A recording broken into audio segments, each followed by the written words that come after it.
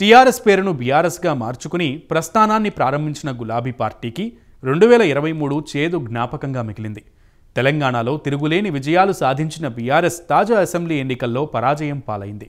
ఇక ఈ ఇయర్లోనే కేంద్ర దర్యాప్తు సంస్థల దాడులతో కారు పార్టీ కకావికలమైంది. ఢిల్లీ లిక్కర్ కేసులో ఎమ్మెల్సీ కవితని ఈడీ విచారణకు పిలవడం గులాబీ పార్టీని కుదిపేసింది. 2023లో బీఆర్ఎస్ పయనం, ఎదురైన సవాళ్లపై ప్రైమ్ 9 న్యూస్ ప్రత్యేక కథనం.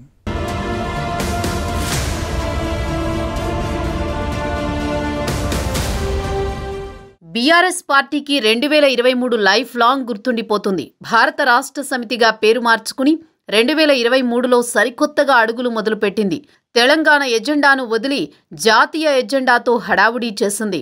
టీఆర్ఎస్ పేరుతోనే ప్రత్యేక రాష్ట్రాన్ని సాధించిన గులాబీ పార్టీ తెలంగాణలో 2014, 2018లో 2 పర్యాయాలు అద్భుత విజయం సాధించి ప్రభుత్వ పగ్గాలు చేపట్టింది. 2014లో అత్యవసర మెజారిటీతో గెలిచిన టీఆర్ఎస్ ఆ తర్వాత బలమైన రాజకీయ శక్తిగా ఎదిగింది. అదే విశ్వాసంతో హ్యాట్రిక్ విక్టరీ కొట్టి మూడోసారి అధికారంలోకి రావాలని భావించింది. కానీ బీఆర్ఎస్గా పూర్తి స్థాయిలో బరిలోకి దిగి 2023 నవంబర్లో జరిగిన అసెంబ్లీ ఎన్నికల్లో ఓడిపోయింది. 103 మంది ఎమ్మెల్యేలున్న బీఆర్ఎస్ మొన్నటి ఎన్నికల్లో కేవలం 39 స్థానాలకు పరిమితమైంది. అధికారాన్ని కోల్పోయి ప్రతిపక్షంలో కూర్చుంది.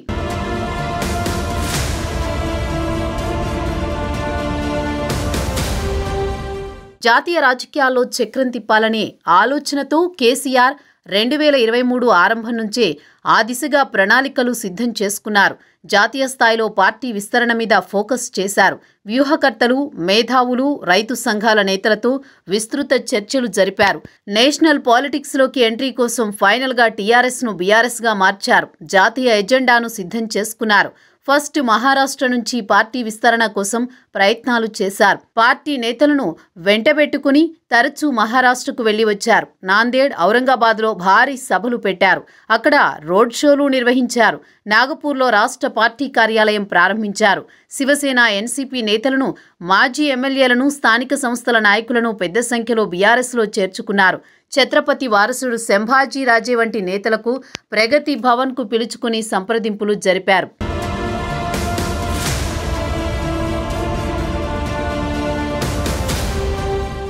ఆంధ్రప్రదేశ్లో కూడా పార్టీ విస్తరణ మీద దృష్టి పెట్టారు. తోట చంద్రశేఖర్, మాజీ మంత్రి రావెల కిషోర్ బాబు, పార్థసారథి వంటి నేతల్ని పార్టీలో చేర్చుకున్నారు. తోట చంద్రశేఖర్ను ఏపీ శాఖ ప్రెసిడెంట్గా ప్రకటించారు. ఏకంగా అక్కడ పార్టీ కార్యాలయాన్ని సైతం ప్రారంభించారు. పార్టీ అనుబంధ రైతు విభాగం ప్రెసిడెంట్గా హర్యానాకు చెందిన రైతు సంఘం నేత గుర్నామ్ సింగ్ చదూనికి నియామక పత్రాన్ని ఇచ్చారు.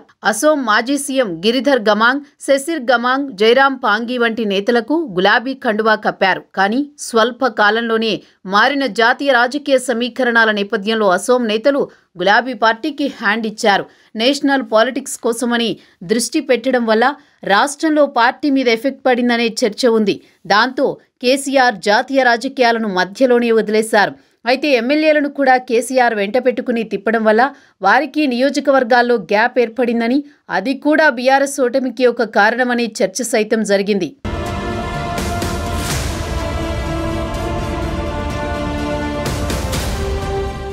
కేంద్ర దర్యాప్తు సంస్థలు బీఆర్ఎస్ను బెంబేలెత్తించాయి. గులాబీ పార్టీ నేతల వ్యాపారాలు టార్గెట్గా వరుస దాడులతో అష్టదిగ్బంధనం చేయడంతో నేతలు పరేషానయ్యారు. దుబాక ఎమ్మెల్యే వ్యాపార సంస్థల్లో ఐటీ అధికారులు సోదాలు చేశారు. భువనగిరి మాజీ ఎమ్మెల్యే ఇళ్లు, ఆఫీసులో ఏకకాలంలో ఐటీ అధికారులు రైడ్ చేశారు. నాగర్ కర్నూల్ మాజీ ఎమ్మెల్యే మర్రి జనార్దన్ రెడ్డి వ్యాపార కార్యాలయాల్లో ఇన్కమ్ ట్యాక్స్ అధికారులు దర్యాప్తు చేశారు. ఇక ఢిల్లీ లిక్కర్ స్కామ్ కేసులో ఎమ్మెల్సీ కవితకు ఈడీ నోటీసులు ఇచ్చి విచారణకు పిలవడం బీఆర్ఎస్ పార్టీని ఓ రేంజ్లో కుదిపేసింది. కవిత ఢిల్లీ ఈడీ ఆఫీసులో విచారణకు హాజరయ్యారు. తన మొబైల్ ఫోన్లను దర్యాప్తు అధికారులకు కవిత ఇవ్వడం హీట్ను పెంచింది. ఇక గంటల తరబడి విచారణ చేయడం, లేట్ టైం వరకు విచారణ జరపడం పట్ల కవిత కోర్టుకు వెళ్లడం రాజకీయంగా సంచలనంగా మారింది. ఇంకా లిక్కర్ కేసులో కవిత లింకులపై దర్యాప్తు కొనసాగుతోంది.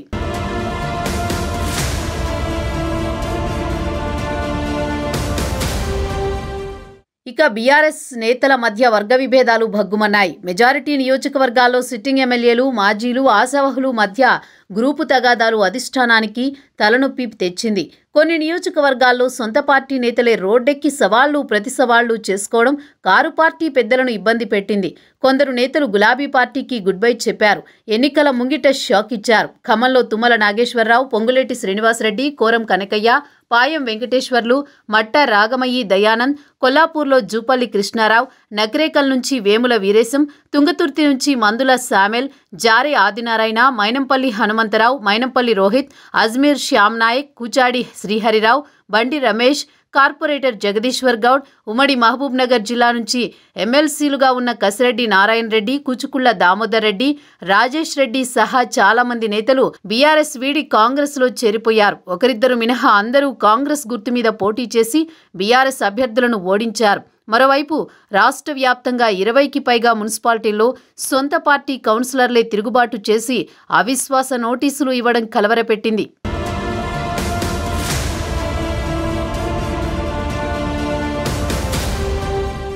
అసలే ఓటమి భారంతో ఉన్న బీఆర్ఎస్కు కేసీఆర్ జారిపడి గాయపడ్డం తీవ్రంగా కుంగదీసింది.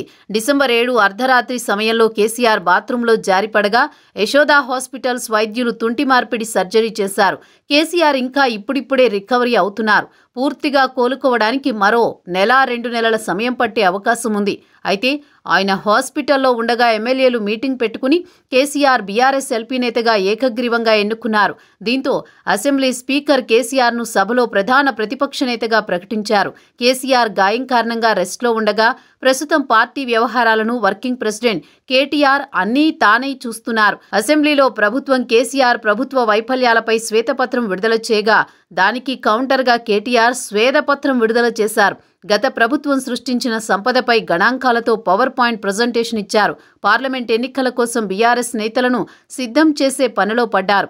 మొత్తంగా అసెంబ్లీ ఎన్నికల్లో ఓటమితో 2023కు గుడ్ బై చెప్పి 2024లో వచ్చే పార్లమెంట్ ఎన్నికల్లోనైనా తిరిగి సత్తా చాటాలని ఆశలతో న్యూ ఇయర్లోకి బీఆర్ఎస్ అడుగులు వేస్తోంది.